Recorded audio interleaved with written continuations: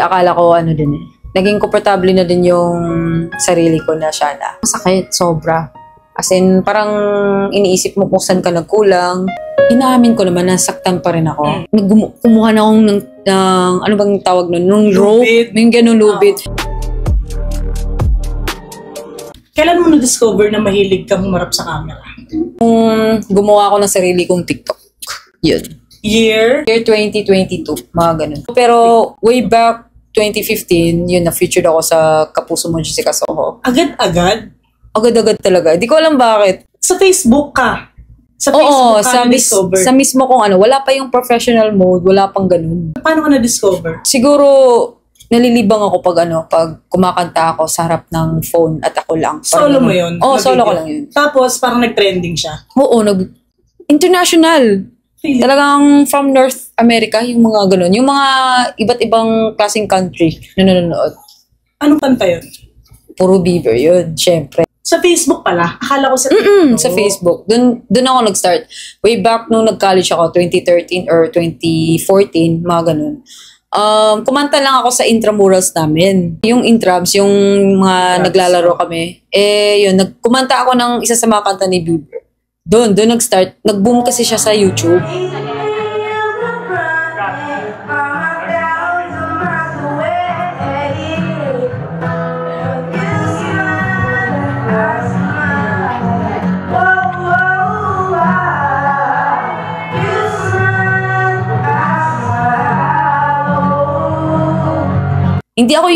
Hindi yung account ko sa iba, yung I think isa sa mga teachers na lagi nag-vlog. So, bago mo pa ma-discover na kaboses mo si Bieber, talagang idol mo na si Bieber? Sobra. Way back 2009, Believers na. Believers ka talaga. Oo, kasi obviously maganda naman yung boses niya, yung songs niya, but di ko akalain na may impersonate ko yung boses niya. Meron lang nag-comment. Yun. Yung speaking voice mo, ganyan talaga? Siguro, kasi kahit anong kanta, yun na talaga yung lumalabas eh. Yung normal kaboses ko si Bieber. Baka meant to be kami.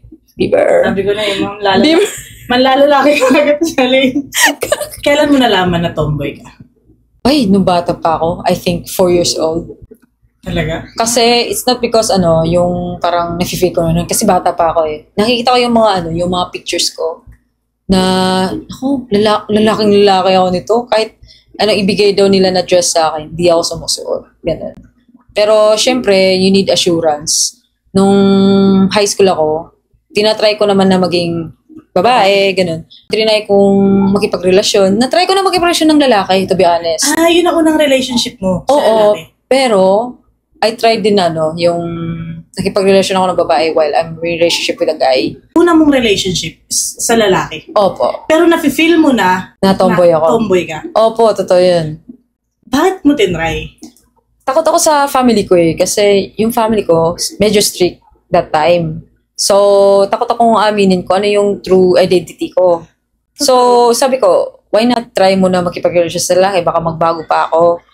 Pero habang tinatry ko yun, parang, wala eh, babae talaga yung hinahanap ko.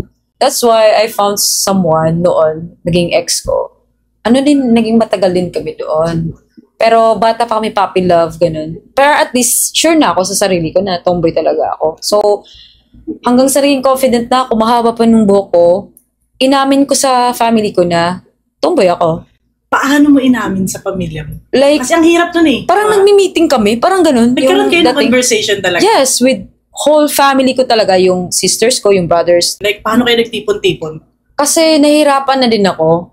Like, paano ko ba aaminin? So, ayoko naman sa parents ko lang sabihin. Gusto ko maging komportable ako sa loob ng family ko. Pati yung lola ko. Ayun, umamin ako and thankfully, tinanggap din ako. Ang lakas ng loob mo. Di kasi mahirapan tayo, di ba? Pag tinatago natin, di ba may ganun? Yung nagtatago. Pero kung bata ka pa lang kasi, tapos na-feel mo na tomboy ka, like, hindi mo na siya kailangan aminin eh. Mararamdaman siya ng family natin, like, ng parents natin. Siyempre, alam nun, galaw natin. Oo. Ang galing, no? Kasi ngayon lang ako nakarinig ng ganyan na parang gumawa pa ng isang conversation. True yun, totoo yun. Totoo. Kasi, nung bata pa ako, nung elementary days, mahaba yung buhok ko eh. Okay. Tapos, yung yung damit ng uniform natin, Alda. yun. Talagang pipilitan lang ako. Just, ayoko lang ma-disappoint yung parents ko. Kasi yun nga, strict yung parents ko, lalong-lalo na yung mom ko.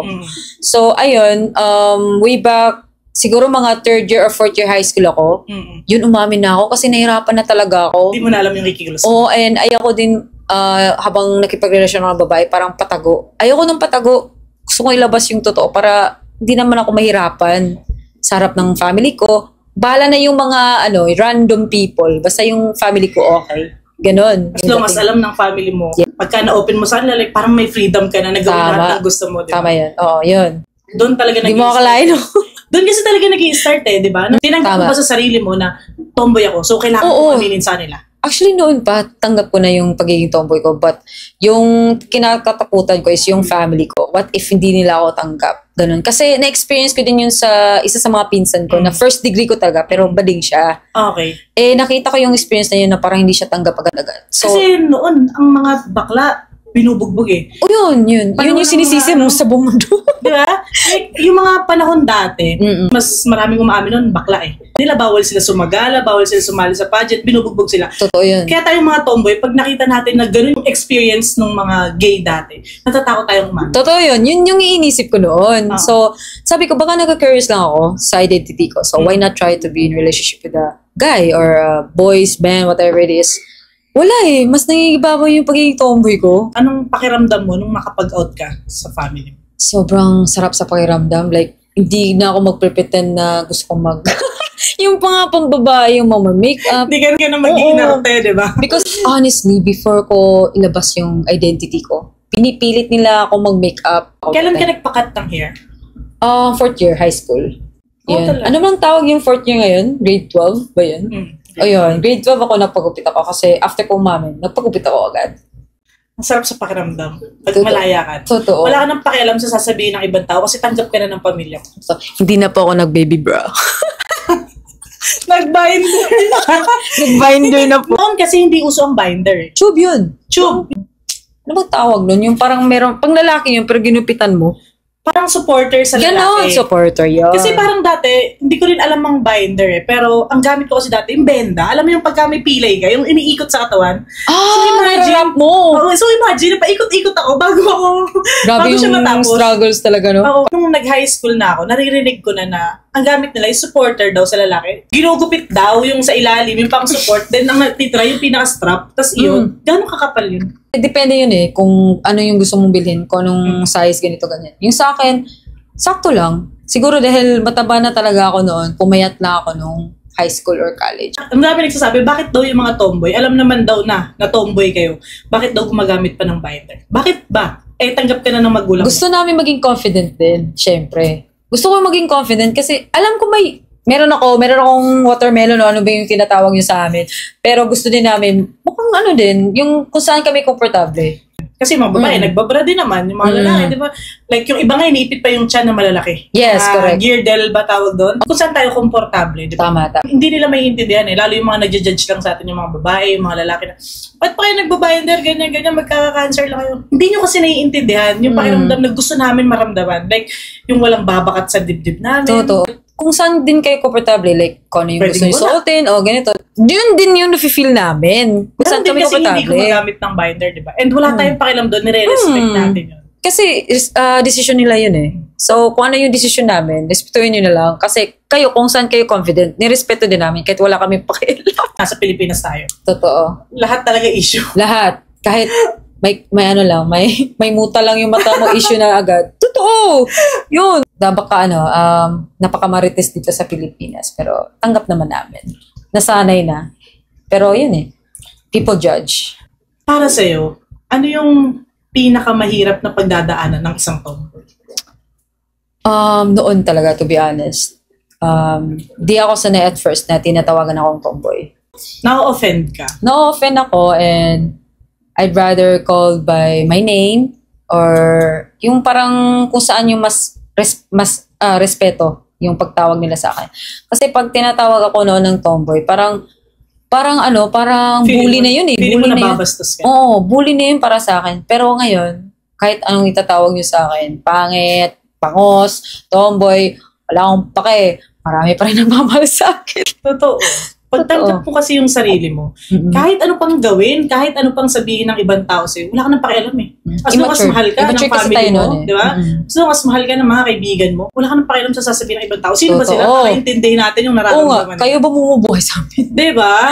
Di ba? Di ba? Ang galing mo. Totoo. Kung minamind mo yung sinasabi ng ibang tao, talagang masistress ka lang. Ganun. Kasi parang, wag ka na lang kaya magpa-tomboy kung masistress ka dahil sa ibang tao, di ba? Pero meron kasi talagang tao na sobrang sensitive. Meron. Mabilis ma-offend, like, kaya takot sila. Pero wag kayong ma-offend. If you're happy and confident sa pagiging tomboy nyo, wag nyong isipin yung mga sasabihin ng ibang tao talaga. Importante na mahal mo yung sarili mo. Kasi hindi ka mamahalin ng ibang tao at hindi ka tatanggapin ng pamilya mo kung ikaw mismo sa sarili mo, hindi mo tanggap kung ano talaga yung pagkatao mo. So meaning 50-50 pa siya. Diba? Parang ganun yung mafe-feel. Pero marami kasi mga bata na talagang hindi pa alam kung paano mag-out. Oh. Meron bang times na, kasi kilala ka na sa social media, alam naman natin yun. Paano ba yan? Pag si Alexis, Justin Bieber yan, di ba? Like, loko-loko, di ba? Sabi nila, pagkakilala ka sa social media, mas marami kang basher. Meron bang times na na-hurt ka, na sinabi sa'yo ng isang basher? Ano yung pinakamasakit na nabasa mo, narinig mo sa ibang tao? To be honest, yung bago pa ako sa SOCMED or tinatawag natin social media, nasaktan ako nung time na parang tomboy ka lang, wala daw akong maibigay na future kung sino magiging partner ko, ganito, ganyan. Yun yung masakit. Kasi that time is wala pa akong work, nag-aaral pa ako. So parang medyo na-depress ako or na-pressured ako kasi while I'm studying, mayroon na nagsasabi sa akin ng gano'n.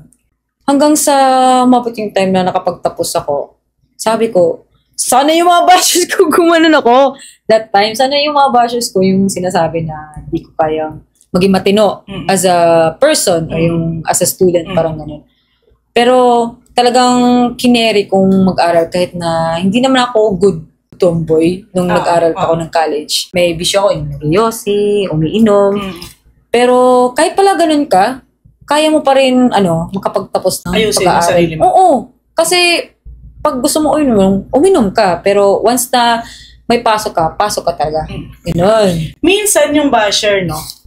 Depende yan kung paano mo i-handle. Kasi minsan pwedeng i-bash ka tapos ma-down ka. Pero somehow talagang nakaka-motivate siya. Kung talagang iisipin mo lang mabuti kung paano kami namalit ng ibang tao. Gusto mong ayusin yung sarili mo. Totoo para yun. Ipakita sa kanila na hindi kami tomboy lang. Totoo yun. Kasi, di ba tayo mga tomboy, parang ang liit ng paningin ng mga ibang tao sa atin. Para lang, sa mga pwedeng din, mga gay, gano'n. Pero, so far naman, yung experience ko, parang hindi ko siya minamay na habang tumatagal. Kasi, hindi naman sila yung gumastos sa akin eh. Tama. Yun. And kung makapagtapos man ako or hindi, ano bang maibigay nila? Ano bang meron kung makapagtapos ba kami hindi? As long as kaya namin or kung ano yung kaya namin na hindi kami pabigat sa family namin, go! E di, makapagtapos ka man ng pag-aaral o hindi. Kung independent ka, panalo ka na nun. Don't mind the bashers kung ano may sinasabi nila. Kung ano bang wala sa atin na meron sa kanila. Don't mind talaga yun. As long as you're happy and iniisip mo talaga na kaya mo yung pagiging independent mo, and then support kaming lahat kami ng mga tomboy talaga. Nasa sa'yo no? Kung paano mo iti-take talaga yung bash, yung mga sinasabi ng ibang tao. Totoo. Hindi madali yung pagtitake ng yung bash talaga at first. Pero kailangan mo siyang kailangan mong baguhin yung pananaw nila sa'yo. Hindi naman sa parang kailangan natin na patunayan sa kanila, pero para sa sarili natin, ganito nga lang ba talaga kami kaliit? Oo. Titignan ng mga tao. Porque tomboy, no? Parang ang liit ng tingin nila sa atin. Yun yung na, parang sama mong tao, parang napaka... Nag-yosi lang ako. Yun lang. Yun na agad. Wala nang future. Nag-yosi lang. Dami kayo nag-yosi dyan na hindi tomboy. Sinisisi niyo pa kami. Oo. Diba? May tattoo kami, Pero, saan kami? Joke lang. May mga kwento ba yung tattoo? Wala talaga. May tanong yan. Pwede ko ba makita? Pwede ko ba si makita Pao. yung mga tattoo mo? Parang meron ditong parang clown. Anong tawag dito? Actually, di ba guys, idol ko si Bieber. May ganyan siya. Meron siyang ganito, but ibang klaseng clown. Ito. Ano to? Ito kasi sobrang laki ng part niya sa kamay mo. So, ibig sabihin, napakalaking meaning yan. Yung iba kasing merong tattoo, lagi nilang sinasabi, may meaning. Art sa kanila. This is art. So, sa'yo, ang laki niyan, ang laki ng sinakot. So, anong ibig sabihin eh? Sige ha. Wala issue kayo eh. This tattoo is kung kailan yung anniversary ng ex namin. Ex mo. Ex ko. Sorry. Yes. Yung ex mo, really, ang laki. Sobrang minahal mo yung ex mo. Yung artist ko kasi sobrang galing eh. Hindi ko akalain na ganito yung size. Kasi at first, first tattoo ko to, hindi ko alam yung mga sizes. Kung anong gusto natin. So, nagulat ka? Nagulat ako, pero yung resulta ang ganda. Ang tagal nito, 3 years. Alam mo, kasi kung talagang mahal mo naman yung tao pinatattoo mo, kahit drawing lang niya yan, napakaganda talaga.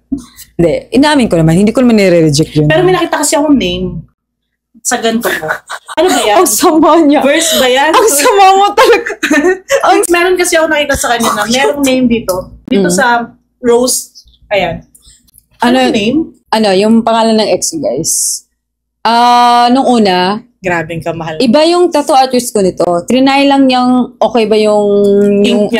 Hindi yung niya, the way siya mag-tattoo. And yun, ito lang yung ibang artist ko. The rest, isang tattoo artist lang. Trinay ko lang and yung maganda naman siya. Maganda. Pero yun, trinay, kasi yun nga, napamahal ako eh. Pero ex mo na? Ex ko na po siya. Gaano kayo katagal? Oh my God, hindi mo alam. 9 years. 9 years po. Nag-end kami. Para nakita niyo yung umiyak ako. Ilang taon ka na ngayon? 28. Grabe siya. 28. 28, imagine, 9 years. So, ilang taon ka lang noon? 19. 16 siya. Bata siya. Mas bata siya sa'yo. 3 years yung gap namin. Yun. Akala ko. Ganun ka ngayon, love, para ipatattoo mo. Siguro kasi akala ko din eh. Naging komportable na din yung sarili ko na siya na. Parang ganun din.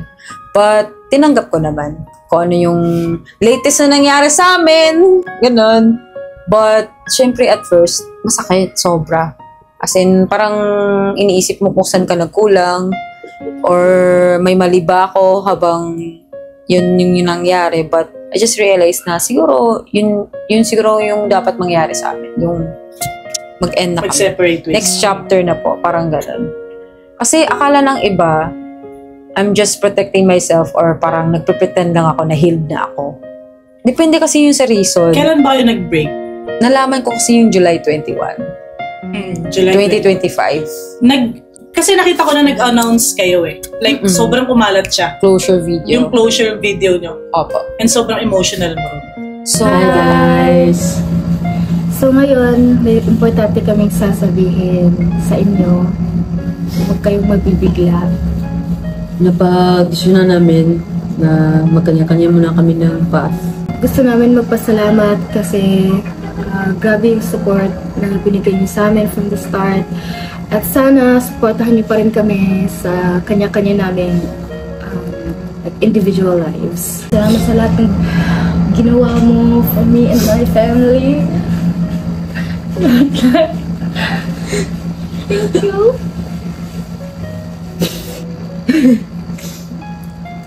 Thank you, Jayan. Kasi, yun yung number one priyo. Sobrang inalagaan ako ni Jayan. And this is Alexis and Jayan signing off.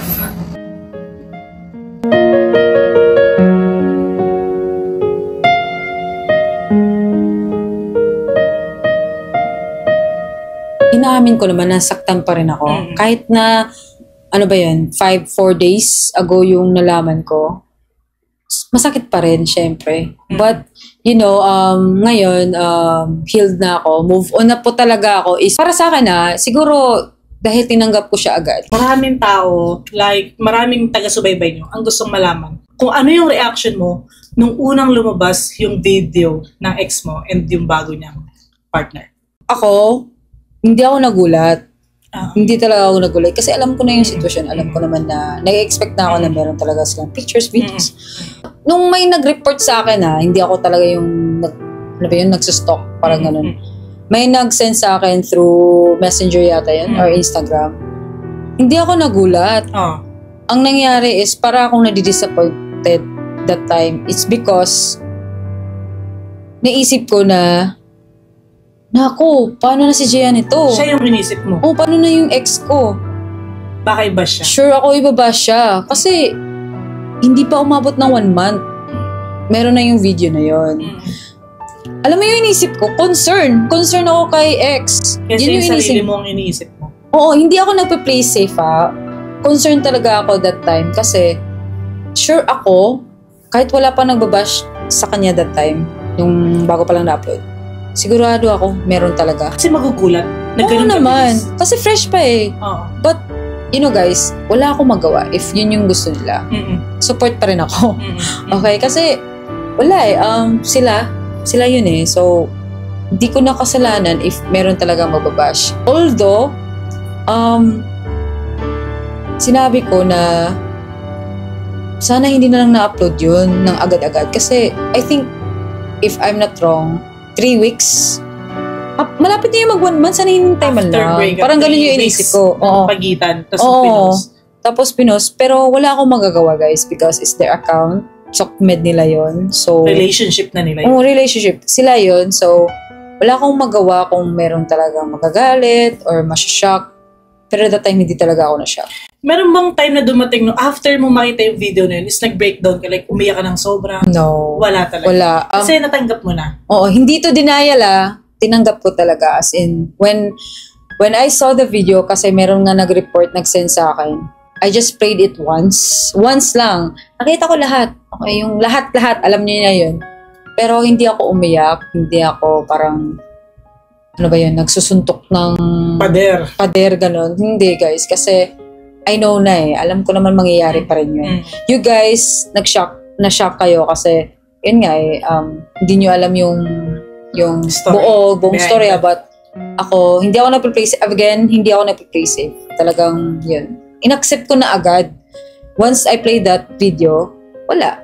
Okay po. Actually, noon pa, iniisip ko na talaga yun nga, if ever na yung ex ko, papalitan lang ako ng lalaki ba, or tomboy man yan, tatagampit ko talaga. At first, masakit yun. As in, magsasabi ka pa na mga bad words o yung mga curse words. Yung ganun, yung mga curse words. Pero, at the end, matatanggap mo pa rin yun.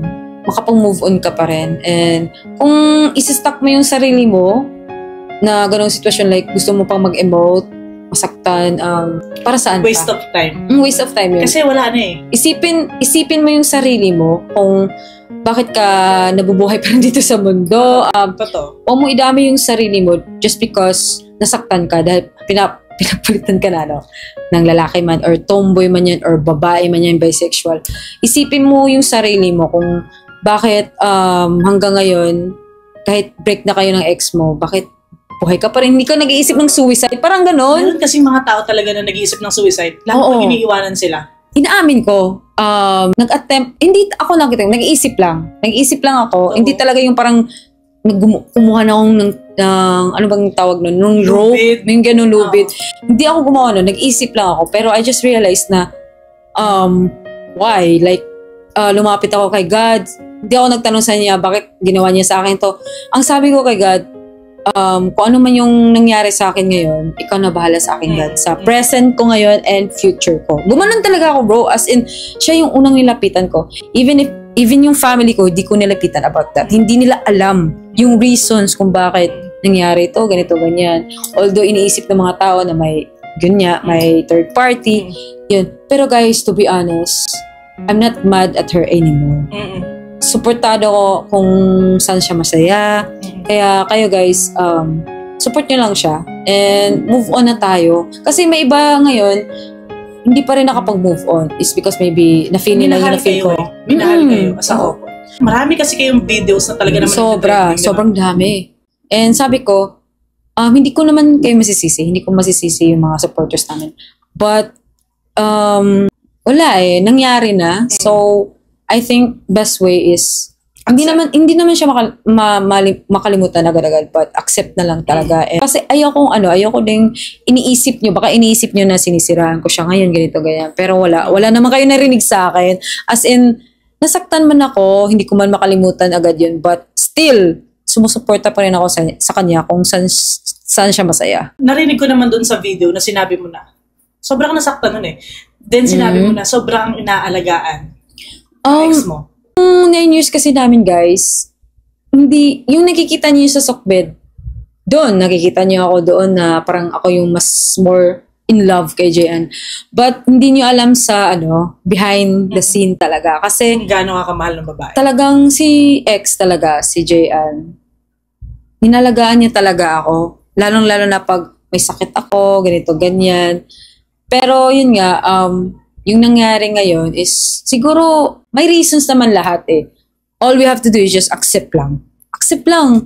May iba kasi, yun, tumigil na sa pagtatrabaho, umiinom na every single day, yung isang araw, ilang Sinira beses. yung buhay. Oh, yun, in short, parang, gusto niyong mawala na sa buong, sa mundo. Parang, para saan, like, we know na temporary lang naman tayo din eh, sa buong mundo. Madalas kasi sa atin, yung emotion natin is parang sa babae pa rin. Yun, So, ang hina-hina natin pagdating sa mga pain. Grabe tayo magmahal kasi. Grabe tayo magmahal Grabe. ng mga tomboy. Pero, I Halos think, isuko natin ang buhay natin para sa mga babae. totoo yun. Totoo Diba? yun. Pero kailangan mo maging positive eh. Kasi kung siya nga, nagiging okay na, bakit ikaw magpapaiwan ka sa situation na Diba? ilulugbok mo yung Wag sarili? niyong wag niyong isipin yung yung parang talo ka. Mm. Ganun. Bakit? Eh, alam naman natin nagmahal lang tayo. And kahit na pinalitan tayo ng kung ano may yung gender niya, identity, ibig sabihin nun, mahalin mo muna yung sarili mo. Totoo. Yun! Totoo. Yun yung tamang gawin mo. It's time to focus on yourself. And, To love yourself. tama yun, bro. Diba? Kasi pag kaya mo na magmahal ulit, na hindi sa sarili mo, yung ibang tao na naman, then go.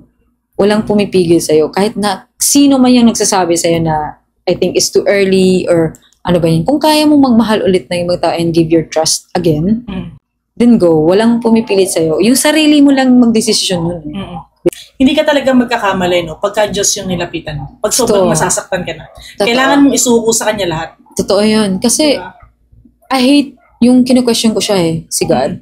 Why? You don't have to ask God about that talaga, to be honest. Kasi lahat may reasons eh. Totoo. Positive man or negative, reasons pa rin yun. Oo, totoo. All you have to do is just ask Him ng guidance. Kung saan yung patungo mo, yung buhay mo, yun, siga na bahala doon. I-surrender mo. lang kay God lahat.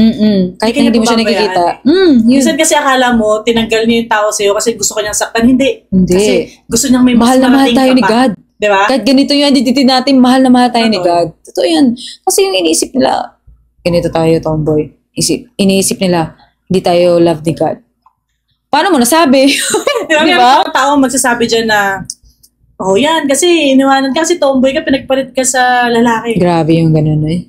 Grabe yung ganung mga mindset ba. Parang, ganun na ba talaga kami malaking kasalanan sa buong mundo? Like, in the end, tao pa rin kami. Maraming nagtatanong at siguradong maraming curious sa ating mga tomboy. Saan ba mas masakit na ipagpalit? Sa tomboy or sa lalaki?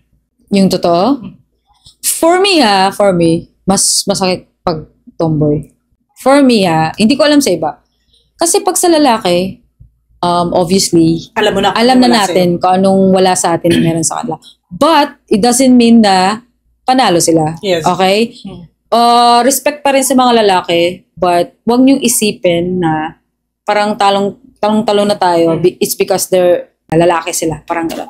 Sa tomboy, mas masakit yun for me kasi same tayo Ano pang wala sa akin? Oo, yun.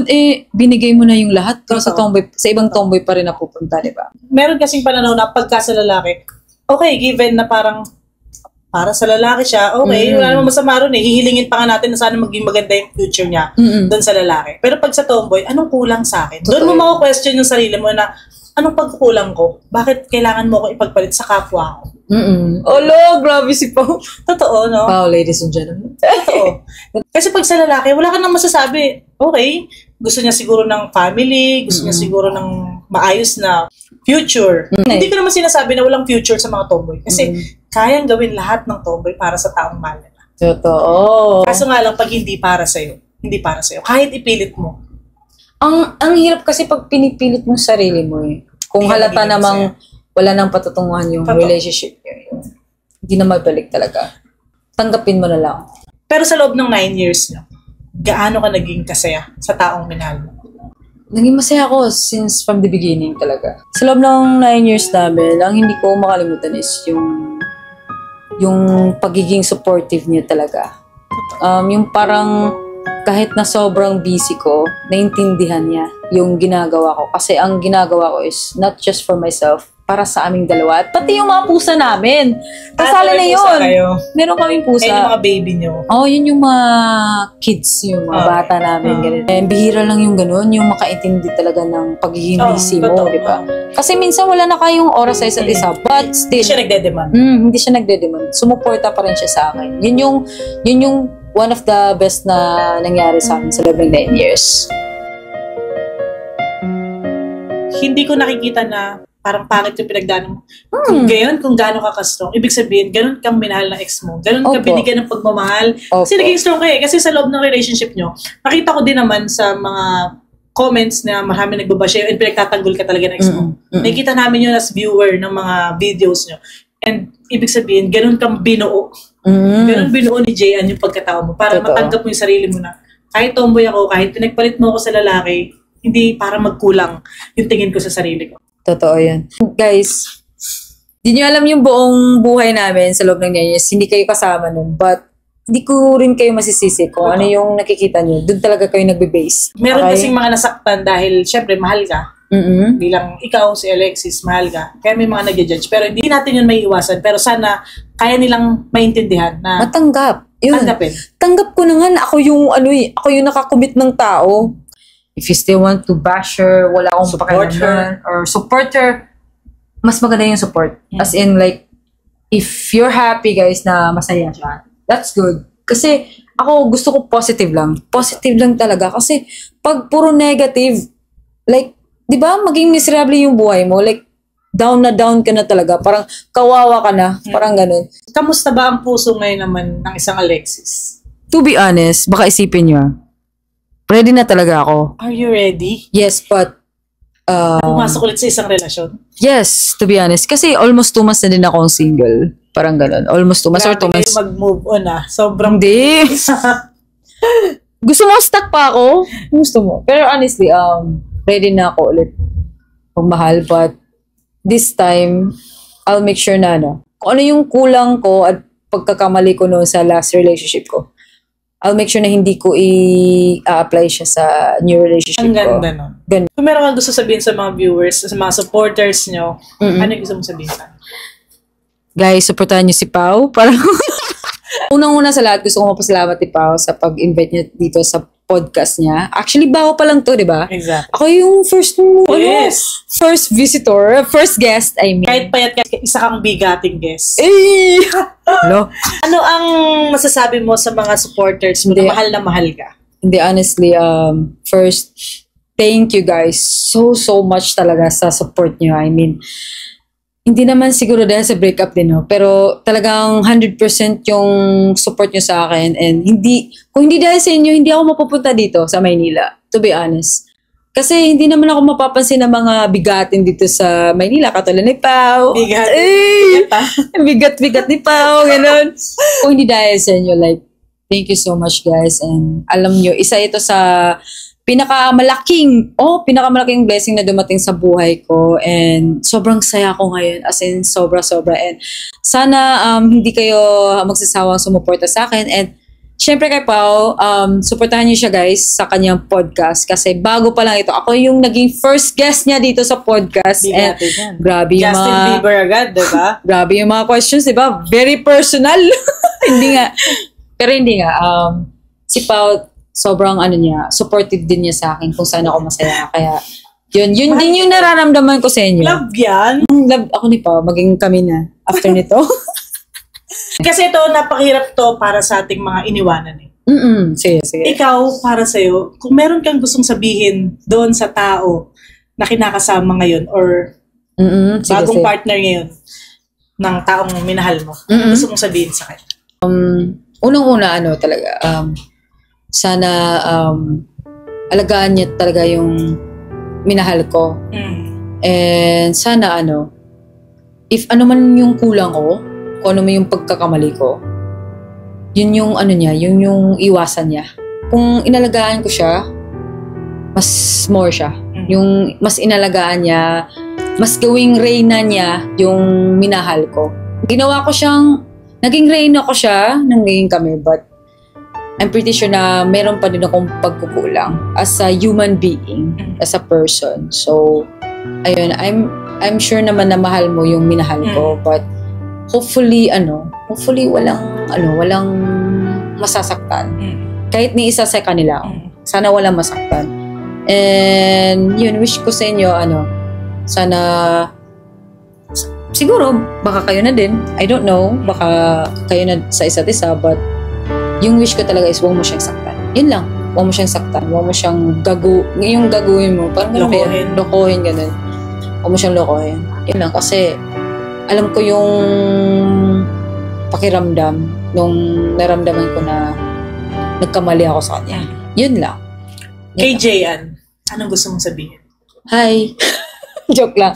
Kay Jayan, yun, friends naman kami talaga. And alam kong fresh pa rin until now. But, wish ko sa'yo, mag-ingat ka talaga. Yan, mag-ingat ka dyan kung saan ka man ngayon. And, yun, regards mo lang ako sa family mo. Yun. Kasi, minahal ko din yung family niya. As in, trinato ko din silang mama, yung mama niya, yung si tita, yung kuya niya, tinato ko din parang kapatid na din, parang gano'n. And yung mag-ingat ka palagi dyan kung saan ka man. And kung ano man yung decision niya until now, or habang buhay man, support ako. Yun lang, walang negative. Kasi, yun minahal ko din si Jayan. Halata naman. Minahal ko siya sobra. Halata naman sa sa video. halata na naging mabuting partner din talaga sa'yo si Jayan. Sa loob ng 9 years. Hindi kayo tatagal ng ganun kung hindi siya naging mabuting partner. Dito tayo magtataka kung sa ibang araw, sa ibang... araw talaga. After ng ilang weeks or ilang months ay merong magmamahal kay Alexis kasi hindi naman talaga biro yung pinagdaanan mo. Pero alam namin na ganyan ka pala magmahal. So, thank you dahil naging inspirasyon ka sa akin. So, bago natin tapusin tong video na to, gusto ko lang sana humiling ng isang request sa'yo, Justin Bieber, na kung meron kang kanta ngayon para sa situation mo, para sa buhay mo ngayon, sa kinalalagyan mo ngayon, kung nasan ka man ngayon na part ng buhay mo, anong kanta yung ide-dedicate mo sa sarili mo or sa buhay mo ngayon? Pwede mo bang kantahin? Grabe sure. Pakantayin na natin si Justin Bieber. Yung na lang, yung purpose ni Justin Bieber. Yan na I lang. put my all into your hands. Here's my soul to keep. I'll let you in with all that I can. You're not hard to reach. And you're giving me the best thing that I've ever known. You give me purpose every day. You give me purpose in every way.